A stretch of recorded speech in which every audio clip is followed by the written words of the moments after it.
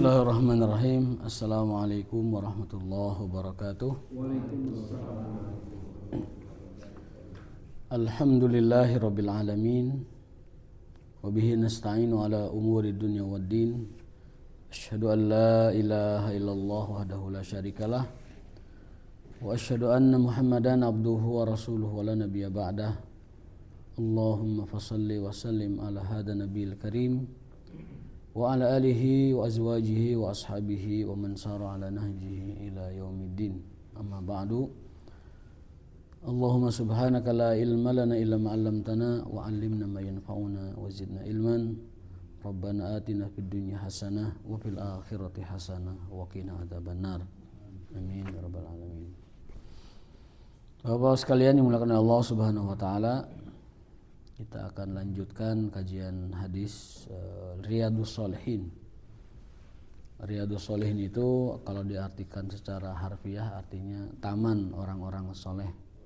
Mudah-mudahan kita semua termasuk orang-orang yang soleh. Amin ya rabbal alamin. Tema kita hari ini yang terakhir itu adalah islah bainan nas, mendamaikan orang yang berselisih, dan hari ini tentang fadlu dha'afatil muslimin wal fuqara wal khamilin, keutamaan atau kita bisa bilang mungkin kebaikan ya, keutamaan atau kebaikan orang-orang yang lemah di antara kaum muslimin. Jadi memang qadarullah, yang namanya manusia itu ada yang lemah, ada yang kuat, baik dalam harta benda, dalam kuasa, dalam keluarga dan lain-lain. Ada yang lemah, ada yang kuat. Maka di sini keutamaan kita berbuat baik kepada dha'afatul muslimin. Saya teringat perkataan seorang ulama ya. Dan ulama ini juga seorang ulama suluk, ulama yang biasa membahas tentang hati dan merupakan rujukan dari para ulama akhlak ya, yaitu Al-Imam Junaid Al-Baghdadi. Imam Junaid Al-Baghdadi, seorang ulama tasawuf, ulama akhlak ya. Kata beliau, Allah akan mengangkat derajat seseorang meskipun ilmu dan amalnya kurang. Orang akan mengangkat derajat seseorang. Ini kata Junaid Al-Baghdadi ya, seorang ulama tasawuf zaman dulu. Allah akan mengangkat derajat seseorang meskipun dia kurang ilmu, kurang amal, kurang ibadah ya. Asalkan dia melakukan 4 hal. Yang pertama adalah dia memiliki sifat sabar. Allah akan mengangkat derajat orang sabar meskipun dia ilmu dan amalnya kurang, kata beliau ya. Yang kedua adalah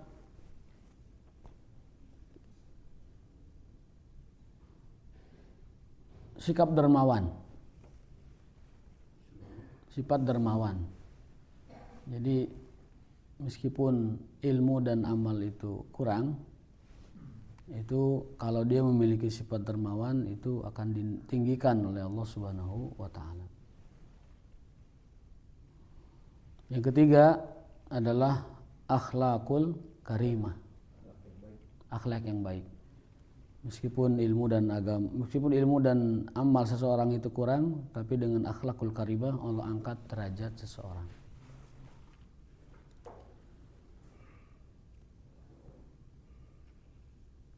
Kemudian yang terakhir itu adalah memiliki sifat ridho. Memiliki sifat ridho. Jadi Allah akan meninggikan derajat seseorang meskipun ilmu dan amalnya kurang kalau dia melakukan 4 hal ini. sabar, kemudian dia ridho kepada Allah, kemudian memiliki akhlakul karimah, dan juga sifat dermawan. Itu kata Junaid al-Baghdadi, seorang ulama akhlak ya di zaman dulu. Itu akan diangkat derajatnya meskipun amal dan ilmu kita kurang, asalkan kita mengamalkan yang empat tadi: sabar, ridho, kemudian akhlakul karimah, dan juga sifat dermawan atau karam ya. Nah, hari ini kita juga anjurkan oleh Allah Subhanahu wa taala dalam ayatnya dan juga Rasulullah dalam hadisnya untuk senantiasa bersabar dengan orang-orang yang mungkin kita anggap sebagai du'afatul muslimin atau al-fuqara al-muslimin ya, orang-orang fakir di kalangan kaum muslimin. Qala Allah Ta'ala, Allah berfirman dalam surat Al-Kahfi, wasbir nafsaka ma'al ladzina yad'una rabbahum bil ghadati wal 'ashiyyi yuriduna wajha wala ta'du aynaka anhum. Wahai, ini berita kepada Nabi berarti. Wahai Nabi, bersabarlah kamu bersama orang-orang yang beribadah kepada Allah di pagi dan petang hari. Orang-orang soleh berarti. Ayat 28. Yuriduna wajhah, yang mana mereka semata-mata hanya mengharapkan Allah Subhanahu wa taala. Bersabarlah kamu bersama orang yang tiap pagi dan petang itu beribadah kepada Allah dan hanya menginginkan itu. Wala ta'du aynaka anhum, dan jangan kamu meremehkan atau merendahkan atau berpaling lah dari mereka, hanya sebatas hanya karena kamu lebih tertarik kepada keduniaan. Ini ayat ini merupakan anjuran ya kepada kita dari Allah Subhanahu wa taala agar kita mau bersabar dengan orang-orang soleh meskipun mungkin mereka kekurangan. Karena kebanyakan kita berkawan, bersahabat itu motivasinya mun aya nanaon gitu. Atau kalau ada apa-apanya. Ketika tidak ada apa-apanya, itu kadang orang nggak mau bersahabat dengan orang tersebut. Saat dia berjaya, mungkin kita bagaikan ngagurumut gula, semut ngagurumut gula. Orang merapat, orang menempel. Tapi saat terpuruk itu orang pada lari. Karena memang persahabatannya bukan dibangun di atas tadi as-sabru 'alal ibadah, bersabar di atas ibadah. Nah, kita di sini diperintahkan oleh Allah Subhanahu wa taala, surat Al-Kahfi tadi ayat 28, sabarlah kamu membersamai, sabarlah kamu bersahabat dengan orang-orang yang pagi dan petangnya itu ibadah, meskipun mereka kekurangan. Dan jangan biarkan matamu itu tujawiz nazaraka ila ghairihim. Jangan biarkan matamu berpaling. Artinya apa berpaling itu? Tidak memperhatikan mereka. Itu perintah Allah dalam surat Al-Kahfi. Adapun dari hadis Nabi Shallallahu Alaihi Wasallam, dari hadis Harisah bin Wahab radhiyallahu anhu qala sami'tu Rasulullah sallallahu alaihi wasallam yaqul ala ukhbirukum bi ahlil jannah. Maukah kalian aku beritahu tentang ahli jannah, ahli surga? Kullu dha'ifin mutadha'af, yaitu orang yang lemah. Orang yang lemah kalau soleh itu ahli surga. Lemah itu bisa lemah dalam ekonomi, bisa lemah dalam kuasa, bisa lemah dalam posisi di masyarakat. Kullu dha'ifin mutadha'af, setiap orang lemah, yang mutadha'if, yang ya tidak berdaya gitu. Kalau orang berkuasa kan dia berdaya, apa-apa bisa. Orang kuasa ya. Segala apapun yang dia inginkan itu bisa datang, bisa mau dia. Asal mau dia bisa datang gitu. Nah, kata Rasulullah SAW, ahli surga itu isinya adalah kullu dha'ifin mutadha'if. Orang yang lemah yang tidak berdaya. Tapi soleh. Lau aqsama 'alallah la abarrah. Kalau mereka bersumpah atas nama Allah, Allah pasti ijabah. Jadi Allah itu memiliki orang-orang yang mungkin di hadapan manusia itu nggak ada apa-apanya. Yang mungkin bagi manusia itu lemah. Madfu'un bil bab. Kalau ngetok pintu mungkin dia ditolak sama orang. Naon si eta mah cenah. Paling ge ieu, paling ge itu.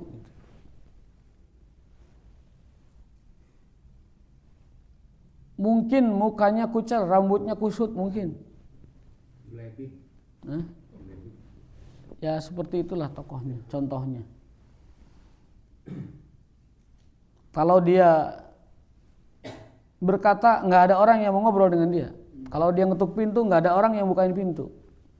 Kondisinya lemah dalam arti kata lemah secara kedudukan secara. Tapi kalau dia bersumpah dengan nama Allah, la abarrahu, Allah akan tunaikan sumpahnya dia itu.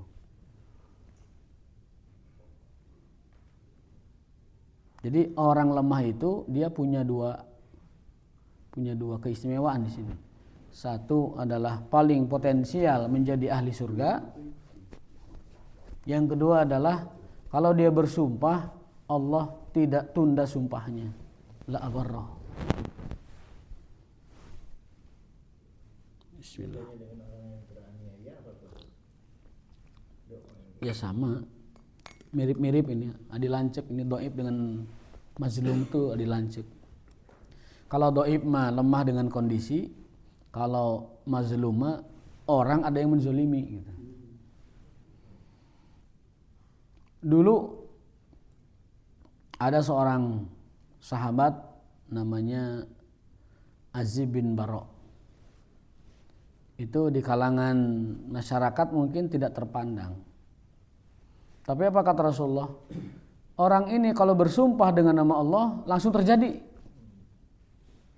Apa istilahnya? Saucap nyata saciduh metuh. Orang-orang kayak gini yang bahaya nih. Saucap nyata saciduh metuh. Jadi mun nyarita langsung kejadian. Ada lagi dulu di zaman Al-Imam Hasan Al-Basri rahimahullah. Pernah penduduk di kota itu kekeringan, tidak turun hujan. Lalu orang-orang berdoa kepada Allah, tapi hujan belum turun juga. Suatu saat sang imam ketika sholat tahajud, itu masuklah seseorang yang sama sekali tidak dianggap. Entah siapa itu orang itu. Ketika sang imam berdoa, ya Allah selamatkan penduduk kota ini, turunkan hujan. Mungkin si pemuda yang tidak dipandang itu mendengar, ini sang imam ini berdoanya serius sekali. Akhirnya dia duduk di dekat imam itu dan berdoa dengan doa yang sama, ya Allah selamatkan hamba-hambamu di kota ini, turunkan hujan. Langsung hujan.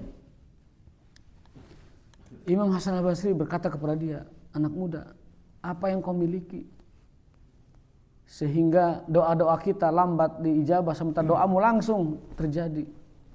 Siapa engkau? Kata pemuda itu, tidak ada orang yang kenal dengan saya. Dan saya akan mengenalkan diri kepada Tuhan, tetapi dengan sebuah syarat. Jangan diberitahu kepada orang lain. Kalau Anda memberitahu orang lain, itu tandanya berarti saya sudah tidak ada. Ngomong lagi kan dia, kalau kamu beritahu orang lain, saya sudah tiada. Maka sampai saat ini pemuda itu masih misterius siapa dia. Dan orang itu Hasan al-Basri rahimahullah ketika menceritakan cerita ini kepada orang lain, beliau sudah tidak ada. Si pemuda itu sudah tidak ada. Sudah hilang di kota itu. Nah, jadi orang-orang lemah, orang-orang yang tidak dikenal, orang-orang yang secara sosial itu tidak punya nilai, tidak punya kedudukan, tapi kata Rasulullah SAW, kalau dia orang yang soleh, orang yang dekat dengan Allah, walaupun dia dhaifun mutada'af, lemah, yang tidak berdaya, kalau dia bersumpah, Allah tunaikan sumpahnya secara kontan. Lau aqsama billah la abarrah. Tah orang-orang seperti ini yang menjadikan murka Allah itu enggak jadi. Orang-orang seperti ini yang menjadikan Allah tertahan atau Allah tidak jadi menurunkan hukuman atau azab kepada penduduk suatu kota. Orang-orang lemah ya. Itu hadis yang ke-1 dalam bab ini. Jadi kalau ada orang lemah itu ya jangan diacuhkan, jangan disepelekan, jangan direndahkan. Bisa jadi dia adalah orang yang kata Rasul, lau aqsama 'alallah la abarrah. Andai bersumpah kepada Allah akan terjadi. Hadis nomor 2, an Abil Abbas Sahal bin Sa'ad As-Sa'idi radhiyallahu anhu qala marra rajulun 'ala Nabi sallallahu alaihi wasallam faqala li rajulin indahu jalisun ma ra'yuka fi hadza faqala rajulun min asyrafin nas hadza wallahi hariyun in khataba ayyunkah wa in syafa'a yushaffa fasakata Rasulullah summa marra rajulun akhar faqala lahu Rasulullah sallallahu alaihi wasallam ma ra'yuka fi hadza faqala ya Rasulullah hadza rajulun min fuqara'il muslimin hadza hariyun in khataba la yunkah wa in syafa'a la yushaffa an la yushaffa wa in qala an la yusma li qawlihi qala Rasulullah hadza khairun min milil ardi misli hadza muttafaq alaih. Dari Abil Abbas Sahal bin Sa'ad As-Sa'idi, Rasulullah SAW menceritakan datang seseorang kepada beliau Rasul sedang duduk dengan yang lain, datang orang itu, namanya tidak diketahui, rajulun aja, bentuknya nakirah, berarti gairu mu'arraf, tidak diketahui. Ma ra'yuka fi hadza? Rasul bertanya kepada sahabat majelisnya itu, ma ra'yuka fi hadza? Gimana pendapat kamu sama orang ini? Orang itu kebetulan penampilannya tidak meyakinkan lah gitu. Kata orang tersebut, kata temannya Rasul yang duduk itu, rajulun min asyrafis sa'ah. Ini orang sangat terpandang. Ya, itu ceritanya gitu. Ini orang sangat terpandang. Orang kaya, orang berkedudukan, dia juga pejabat, dia juga orang berkedudukan. Hadza wallahi hariyun in khataba ayyunkah. Kalau dia ngelamar siapapun pasti diterima. Kalau dia melamar siapapun pasti diterima. Wa in syafa'a ayyushaffa. Kalau dia minta bantuan pasti ditolong. Karena kedudukannya itu tinggi. Kalau dia melamar pasti diberikan gadisnya. Kalau dia minta bantuan pasti semua orang berbondong-bondong ingin membantunya. Itu kan. Rasul bertanya, gimana kesan kamu tentang orang ini? Dijawabnya begitu sama sahabat yang duduk itu. Fasa kata Rasulullah SAW, beliau diam. Summa marra rajulun akhar, lalu lewat lagi orang yang lain. Faqala lahu Rasulullah SAW, ma ra'yuka fi hadza? Nah, kalau tentang orang ini gimana? Jadi nuka hija aya jalma beunghar, terpandang, terus ditanya, "Saha wah, eta mah orang hebat. Wah, jegud eta mah inohong." Pokoknya mah lamun minta bantuan ngagurumut orang semua mau bantu. Kalau dia melamar pasti semua wanita akan menerima lamarannya. Lalu datang orang lain yang kebalikan dari itu. Namun iya kumaha tan ieu. Nah, kalau orang ini mah rajulun min fuqara'il muslimin. Kalau ini mah orang-orang dari kalangan orang miskin kaum muslimin. Hadza rajulun min fuqara'il muslimin. Hadza hariyun in khataba allayunkah. Lamun ngalamar batur moal ditarima nu kieu mah. Kalau datang ke rumah seseorang ingin melamar anak gadisnya, geus pasti ditolak nu kieu mah. Tidak terpandang. Kedudukannya rendah. Bukan orang kaya, bukan pejabat.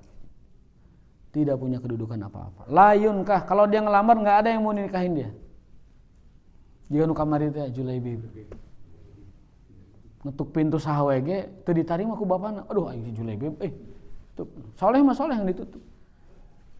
Tapi ketika Rasul yang menyuruhnya, anak gadis itu mau pada akhirnya kan. Itu singkat ceritanya begitu. Tapi sebelum malam pertama dari pernikahan mereka, dia sudah lari menuju panggilan jihad di jalan Allah Ta'ala dan meninggal sehingga tidak sempat bulan madu. Wa in syafa'a alla yusyafa'. Orang model-model nu kieu mah lamun minta bantuan ge moal aya nulungan.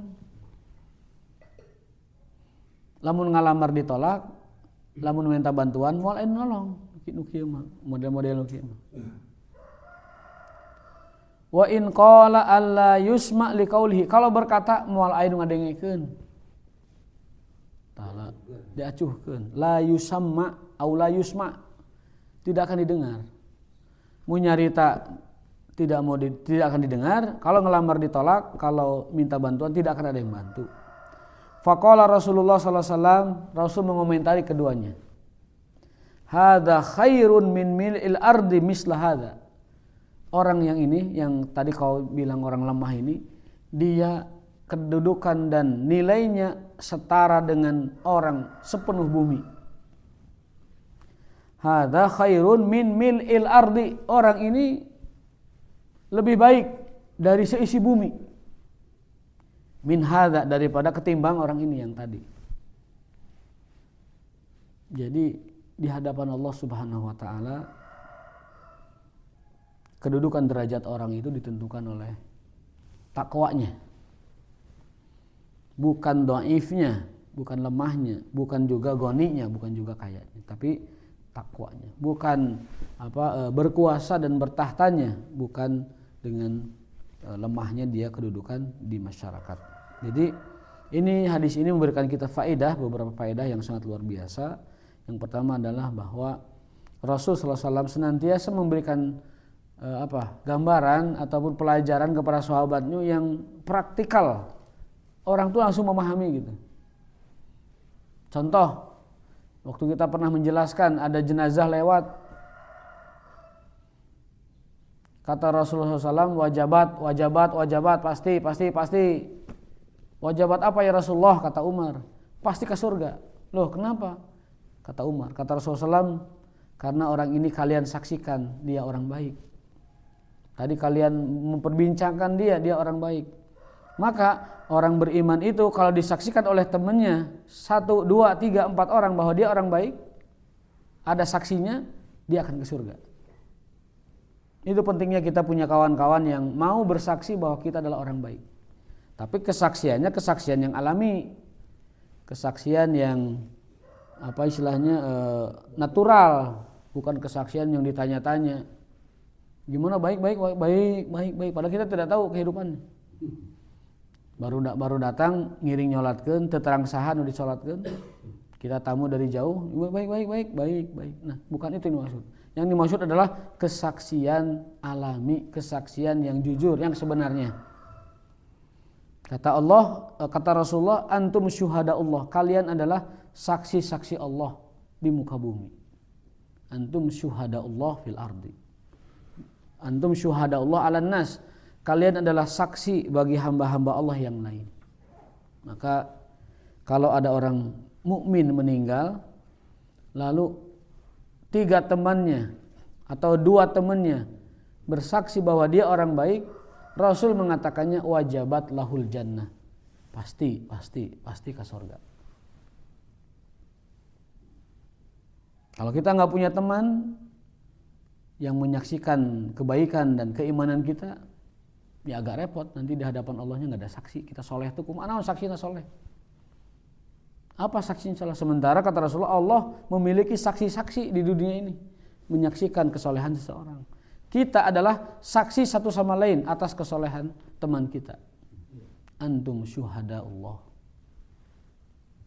alannas, kalian adalah saksi-saksi Allah bagi manusia. Maka jangan pernah berbuat tidak baik kepada manusia, kepada orang lain, karena khawatir dia tidak mau bersaksi di hadapan Allah tentang kesolehan kita. Nanti ada yang mengatakan, kan Allah kan maha tahu, maha uninga, maha terang, butuh batur, tidak butuh teman, tidak butuh saksi dari manusia.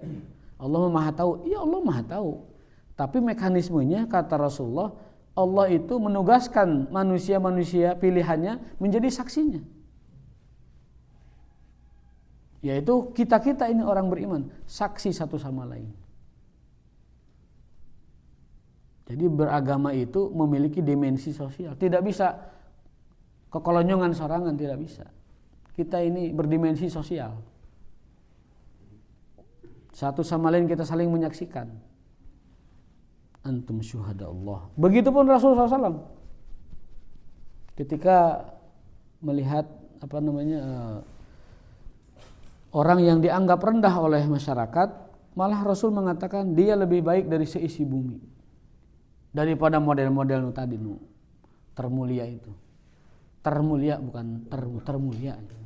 Bukan, tapi ada ayat termulia. Pakai ayaan kan dia salah baca ayat gini. Termulia gitu. Sana kalau jadi termul langsung berubah, otaknya langsung berubah gitu. Hada khairun misla mil'il ardi min hada. Orang yang ini, yang kau anggap lemah ini, seimbang, setara dengan seluruh isi bumi. Tibatan zaman berdekari itu. Hijinade yang tadi melewat pertama tadi, yang dianggap mulia oleh masyarakat.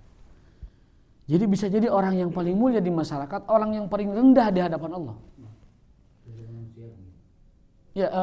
Orang yang paling mulia di hadapan masyarakat, manusia, itu orang yang paling mulia di hadapan Allah. Pun sebaliknya, orang yang paling rendah di hadapan manusia bisa jadi dia adalah orang yang paling mulia di hadapan Allah. Bahkan rasionya bisa jadi seisi bumi perbandingannya. Jadi jelema sadunya saisi bumi, model nu tadi nu marulia mulia nanti nu termulia itu bisa jadi saisi bumi sekalipun tidak ada apa-apanya dibanding orang yang dianggap rendah, dianggap lemah oleh manusia, tetapi adalah ahli takwa. Jarang yang gitu ya? Jarang. Orang fakir itu biasanya kekufuran, dekat dengan kekufuran. Karena kebanyakan orang fakir di kita lebih banyaknya kepada kufur di kita. Kadal fakru ayyakuna kufran.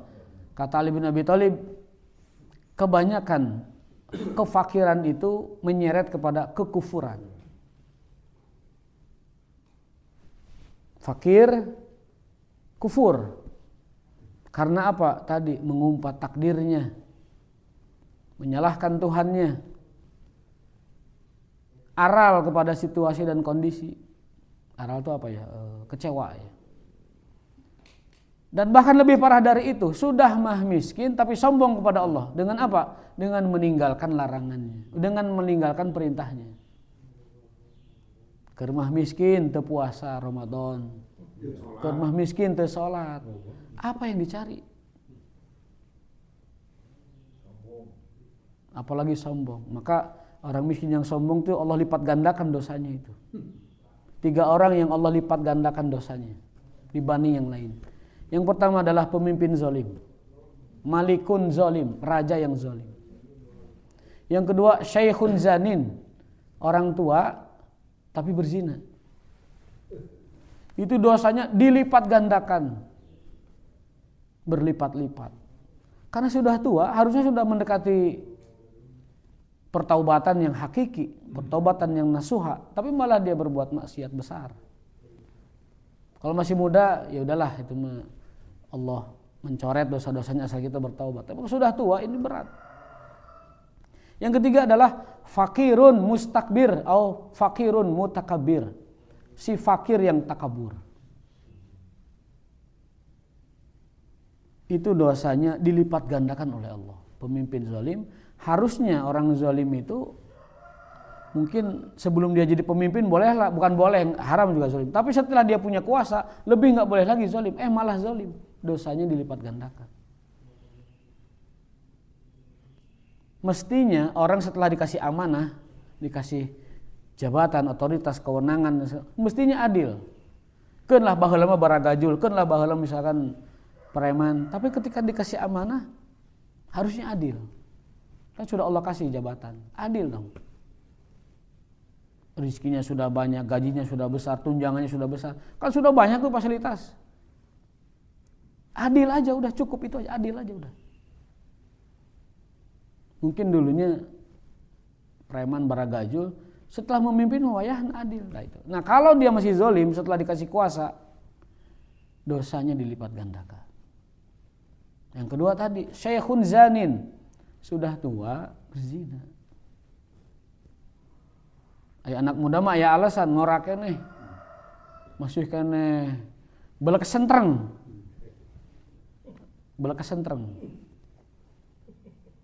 saeutik wae ngobrol langsung mulisik. Anak muda wajar.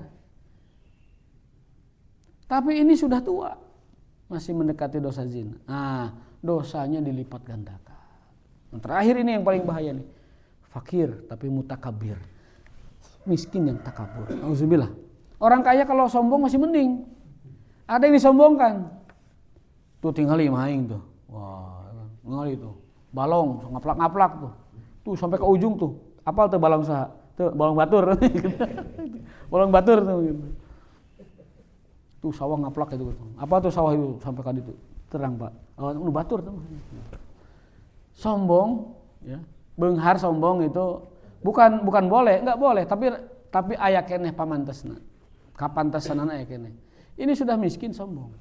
Bentuk kemiskinan si sombong itu apa? Tadi membangkang perintah Allah, malah nekad dengan larangan Allah.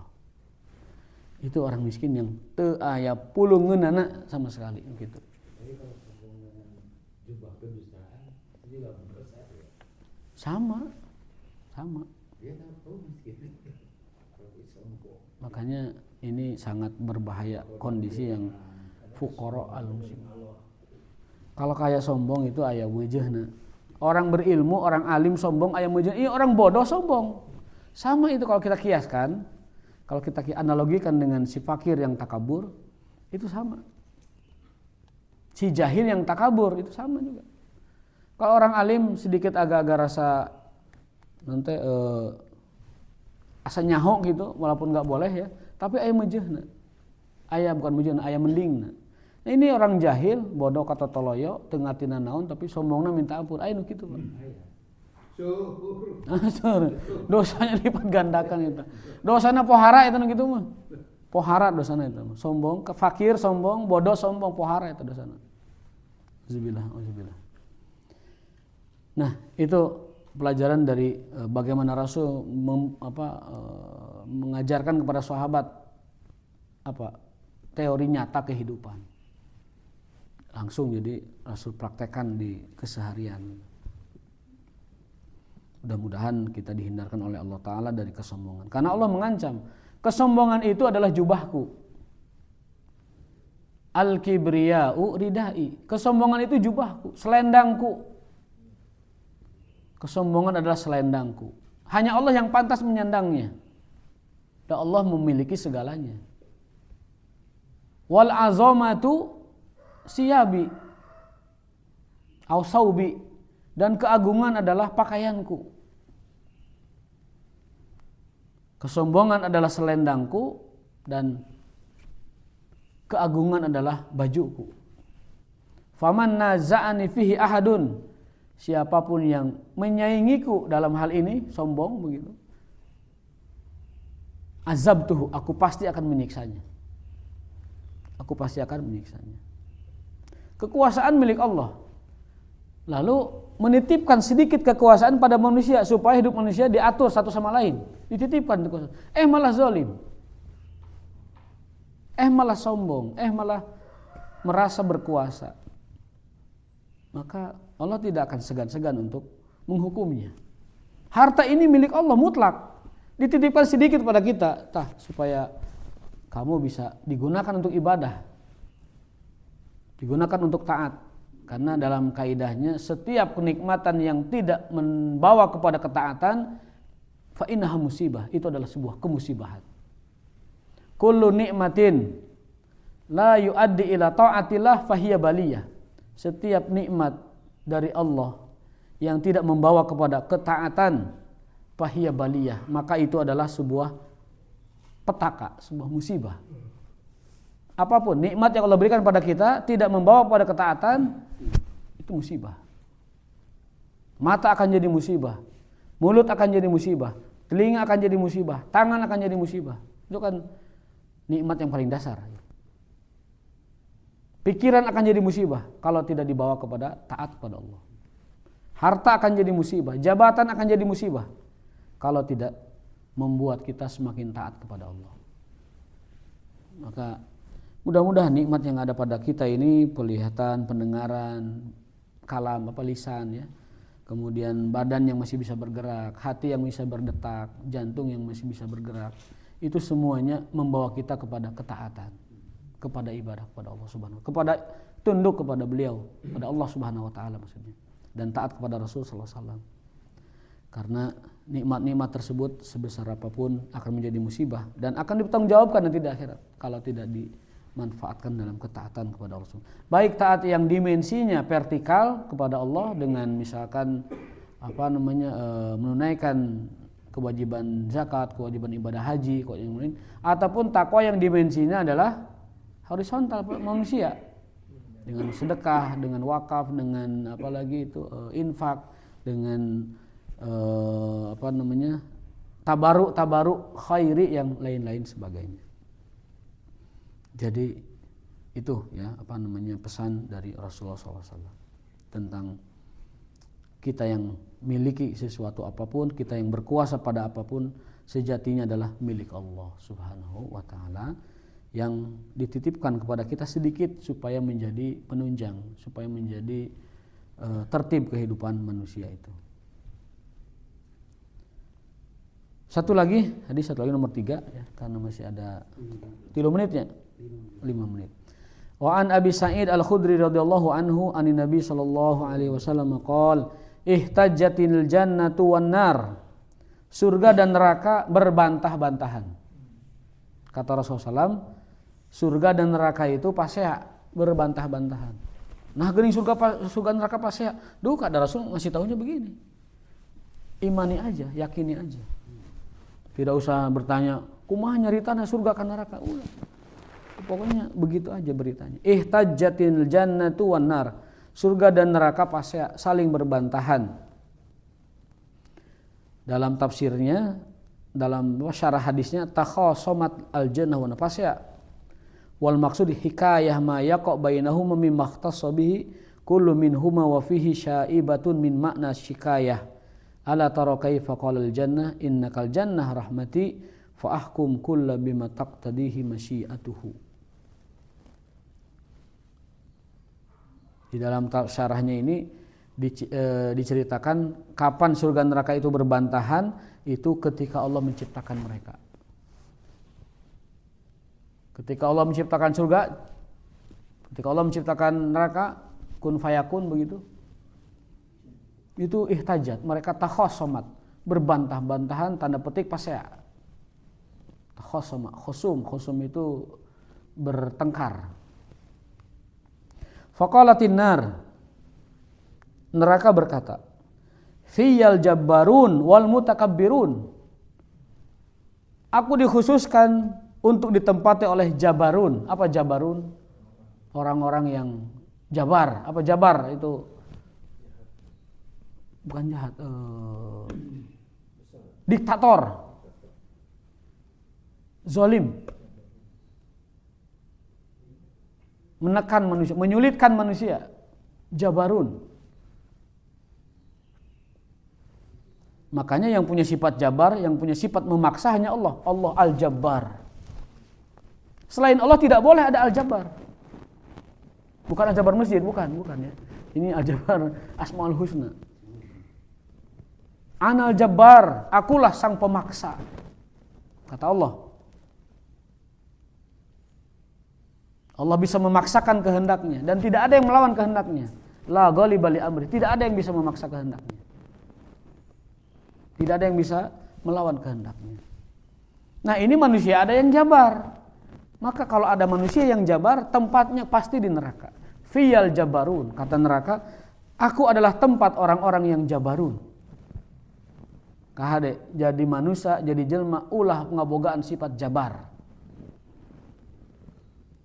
Punya sifat merasa diri bisa memaksa orang lain. Wal mutakabbirun, dan orang-orang sombong. Jadi neraka itu tempat orang yang jabarun, mutakabbirun. Itu bahasa Arab, emut-emut. Jabarun, mutakabbirun. Bisa jabarun dengan jabatan, bisa jabarun dengan harta, bisa jabarun dengan kedudukan atau keterpandang, terhormat di masyarakat. Mungkin juga bisa jadi jabarun dengan ilmu, tirani intelektual, bisa jadi jabar. Wal mutakabbirun, dan mutakabbirun, orang-orang yang takabur, yang sombong. Mutakabbirun nabi amwalihim, sombong dengan hartanya. Mutakabbirun nabi jahihim, sombong dengan jabatannya. Mutakabbiruna bihalatim, sombong dengan kedudukannya. Wa qalatil jannah, dan surga berkata, fiyya du'afa'un nas wa masakinuhum. Kata surga, adapun aku adalah tempat orang-orang du'afa, orang-orang lemah. An-nas, di sekitar manusia, di kalangan manusia. Wa masakinuhum, dan orang-orang miskinnya. Fiyya du'afa, di tempatku di surga itu isinya adalah du'afa wal masakin. Faqadallahu bainahuma, lalu Allah SWT ketika melihat surga dan neraka itu pasea, bertengkar, Allah turun tangan. Allah menengahi, apa sih kalau hakim itu, kalau menentukan, memvonis ya. Innakil jannah rahmati arham biki man asya. Hai surga, kamu itu adalah rahmatku, aku merahmati siapapun yang aku inginkan. Wa innakin nar, hai neraka, innaki adzabi, kamu adalah azabku. U'adzibu biki man asya, aku mengazab siapapun yang aku inginkan. Walikilaikuma alayya mil'uha, kamu berdua, kewenangan mengisi kamu berdua, alayya, itu kewenanganku. Jadi surga neraka Allah sebutkan, hai surga kamu rahmatku, hai neraka kamu azabku. Untuk mengisi kalian berdua itu kewenanganku. Alayya mil'uha, aku yang akan mengisinya, mengisi siapa-siapanya gitu. Maka kalau kita menginginkan surga atau ingin jauh dari neraka, satu-satunya kunci adalah Allah Subhanahu wa ta'ala. Nabi bersabda, bukanlah amal ibadah seseorang yang memasukkan ke dalam surga, tetapi rahmatnya. Lan yudkhilal abdal jannah illa amaluhu. Tidak ada yang masuk surga karena amalnya, tapi karena rahmat Allah Subhanahu wa ta'ala. Sahabat bertanya, apakah engkau juga begitu ya Rasulullah? Jawab Rasulullah, saya juga begitu. Illa an yataghamadani Allah birahmati, tetapi Allah telah melimpahkan rahmatnya kepadaku, maka aku masuk surga. Amalan mah nanti penentu tingkatan kita di surga. Amalan mah, amal ibadah kita nih, ieu nu salatna 5 waktu ka masjid wae, ieu nu 2 waktu, ieu nu 1 waktu, ieu nu tara, tapi salat di imah masih. Nah, derajat surganya ditentukan oleh amal kita. Ieu baca Qur'ana tartil, ieu baca Qur'ana balang bentong, ieu baca Qur'an tara, komo ieu teu boga Qur'an lagi, komo ieu mah mushaf lagi teu bogaeun. Nah, itu derajat surganya ditentukan oleh amal, tapi masuknya oleh rahmat Allah, oleh kasih sayang Allah yang sekehendak sekeinginan dia, terserah dia memasukkan siapa saja yang dirahmatinya. Namun ada kaidah bocoran dalam Al-Qur'an, inna rahmatallah qaribun minal muhsinin. Rahmat Allah itu dekatnya dengan orang-orang yang berbuat ihsan, berbuat baik. Ihsan, berbuat baik, akhlakul karimah, gemar memberi dan juga bermuka manis. Ya, kata Hasan Al-Basri, puncak akhlak itu 3. Bermuka manis, artinya someah, yang kedua badlul ato, gemar memberi, yang ketiga adalah kaful adza, tidak merugikan orang lain. Itu puncak akhlak. Tidak merugikan, mudah memberi dan bermuka ceria. Aqulu qouli hadza wa astaghfirullah li wa lakum. Hadanallahu wa iyyakum ajmain. Mudah-mudahan bermanfaat dan mohon maaf atas tambahan waktunya. Dan kita bertemu di channel dan gelombang yang sama di hari Senin nanti. Subhanakallahumma wa bihamdika asyhadu an la ilaha illa anta astaghfiruka wa atubu ilaik. Wal afu minkum. Wassalamualaikum warahmatullahi wabarakatuh.